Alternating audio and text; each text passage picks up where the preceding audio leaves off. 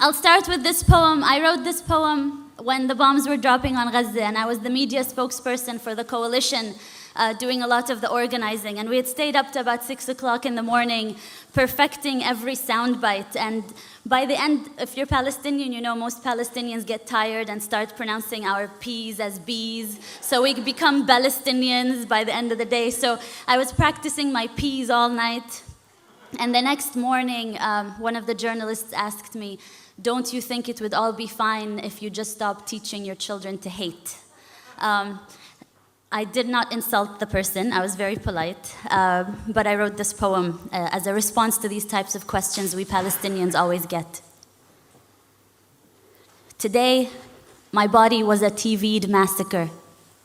Today, my body was a TV'd massacre that had to fit into sound bites and word limits. Today, my body was a TV'd massacre that had to fit into sound bites and word limits, filled enough with statistics to counter measured response. And I perfected my English and I learned my UN resolutions. But still, he asked me, "Ms. Ziyada, don't you think everything would be resolved if you would just stop teaching so much hatred to your children?" Pause. I look inside of me for strength to be patient, but patience is not at the tip of my tongue as the bombs drop over Gaza. Patience has just escaped me. Pause. Smile. We teach life, sir. Rafif, remember to smile. Pause. We teach life, sir. We Palestinians teach life after they have occupied the last sky. We teach life after they have built their settlements and apartheid walls. After the last skies, we teach life, sir.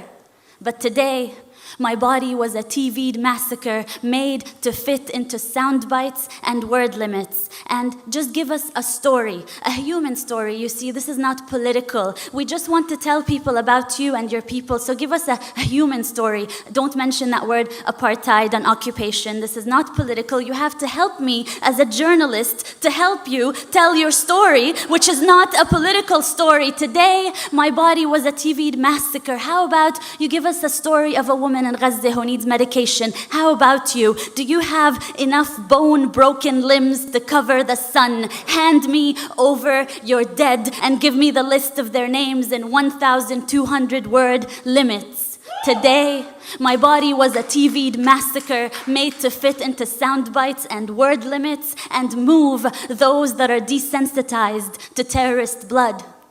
But they felt sorry. They felt sorry for the cattle over Gaza. So I give them UN resolutions and statistics, and we condemn and we deplore and we reject. And these are not two equal sides, occupier and occupied, and 100 dead, 200 dead, and 1,000 dead. And between that war crime and massacre, I vent out words and smile, not exotic. Smile, not terrorist. And I recount 100 dead, 200 dead, 1,000 dead. Is anyone out there? Will anyone listen? I wish I could wail over their bodies. I wish I could just run barefoot in every refugee camp and hold every child, cover their ears so they wouldn't have to hear the sound of bombing for the rest of their life the way I do. Today, my body was a TV'd massacre, and let me just tell you, there is nothing your UN resolutions have ever done about this. And no soundbite I come up with, no matter how good my English gets, no soundbite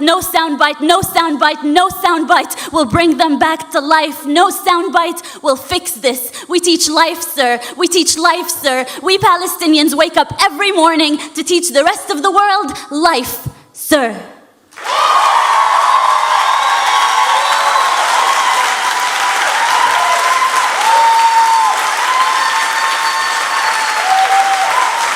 Thank you.